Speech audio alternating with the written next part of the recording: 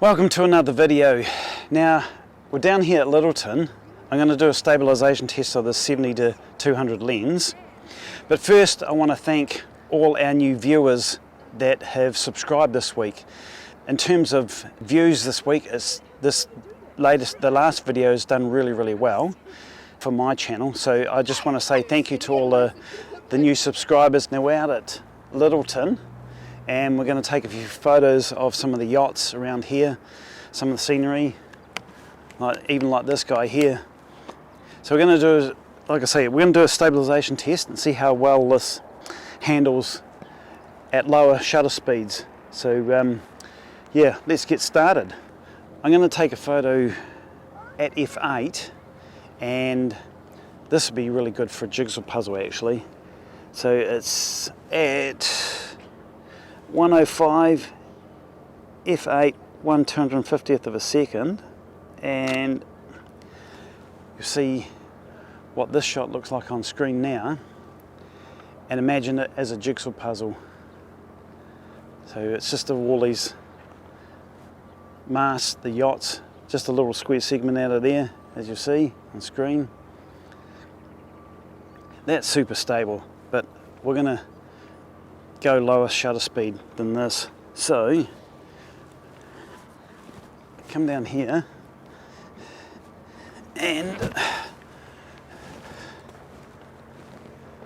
we shall put an f16 1/50th of a second at 200 mil. Let's pick a scene out. Let's pick a boat.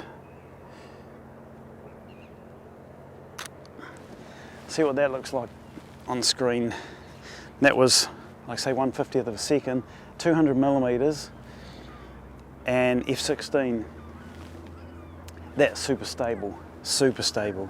So just taking a photo of this seagull down here at 200 mil, f2.8, 1/2000th of a second.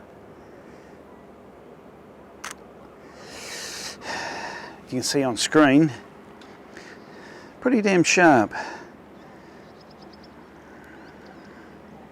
But we shall put the polarizer on the camera, on the lens, and slow the shutter speed down and see how steady we can get it.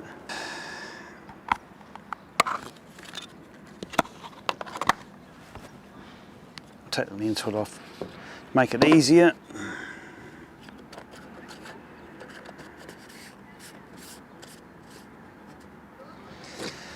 Now I'm not going to be able to adjust the polarizer with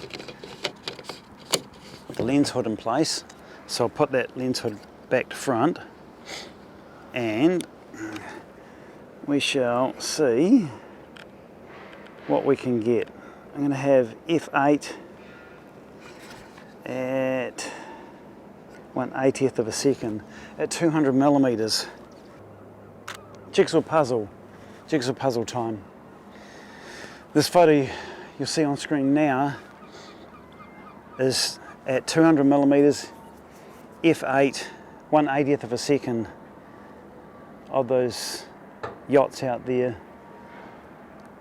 See how sharp that photo is.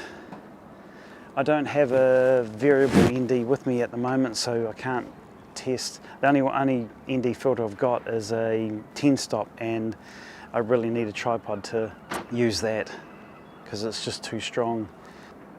The VR and the lens and the image stabilizer and the camera are doing a fantastic job. And for a full frame camera, I think it does extremely well. I mean, Olympus cameras have a smaller sensor in them, and their image stabilization system is pretty damn impressive. I've owned a EM1 Mark 1 before, and the image stabilizer in that was pretty damn impressive. But it's a smaller sensor too, so it doesn't have a lot of mass to move around, whereas you've got a full frame sensor, we've got about 4 times the size of the Micro Four Thirds sensor to move around. So I think it's pretty impressive, the image stabilizer in the camera and the VR in the lens. So yeah, we'll do a few more photos, see what else we can find. But anyway, we'll carry on.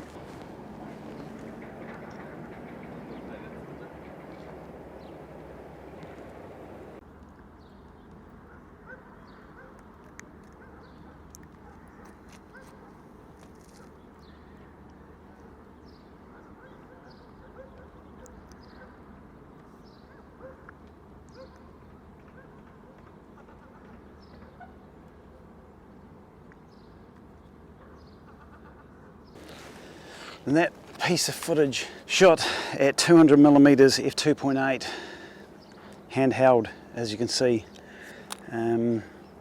just pretty smooth. I must say I am impressed by this lens, stabilization, the image quality. So what I'm going to do now is take a photo of the poles down here, the mooring posts, and with the reflection of the water. So I'm going to take it at 200mm, f16 and 1/40th of a second. So you'll see the reflection of these poles in the water. So that image on screen now is at 1/40th of a second, f16, 200mm, handheld. Pretty impressive. So we've got f22, 1/20th of a second. Sorry, 1/25th of a second. See how that turns out.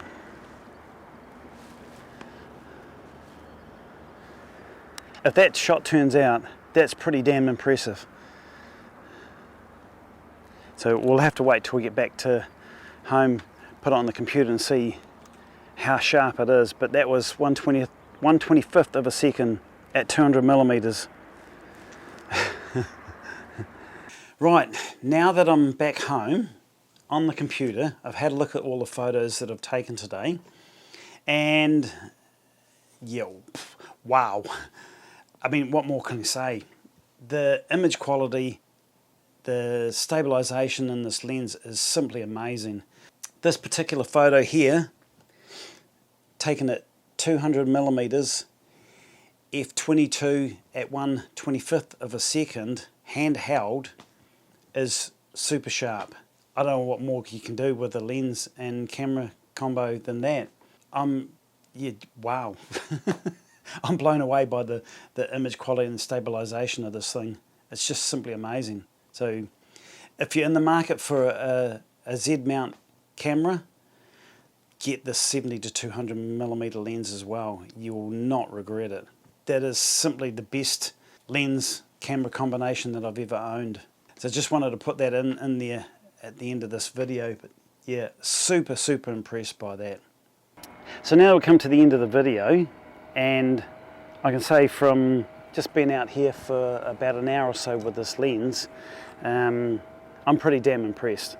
I mean, some of the shots you would have seen on screen earlier, like down to 1/25th of a second at 200mm, and really stable, sharp shots. I mean, that's pretty impressive. Pretty impressive. So I hope you'll like the few photos that are taken with this lens and camera with the Z6. So thank you all for watching, and thank you to all those new subscribers this week. Let's keep this going. Please comment down below if you like the video, and if you want to see anything else about the lens, the camera system, anything like that. If there's anything specific you want to see, put it in the comments below, and I'll do my best to make a video about it. I just tested it before with the focus breathing, and at 70mm and at 200mm, and I couldn't see any. So that's another good feature, especially for video, when you rack and focus in and out, to not have the composition change at all. So that is really, really good. But yeah, what else can I say about the lens? I'm super impressed with this lens. Yeah, the best lens I've ever owned, I think. In fact, it is the best lens I've ever owned. So thank you very much to Nikon for making such an awesome lens and camera combo. So we shall see you again next week, and please like and subscribe if you haven't already, and I'll post more videos about the Nikon system with this lens and with the other lenses we own. So yeah, we'll see you again next time.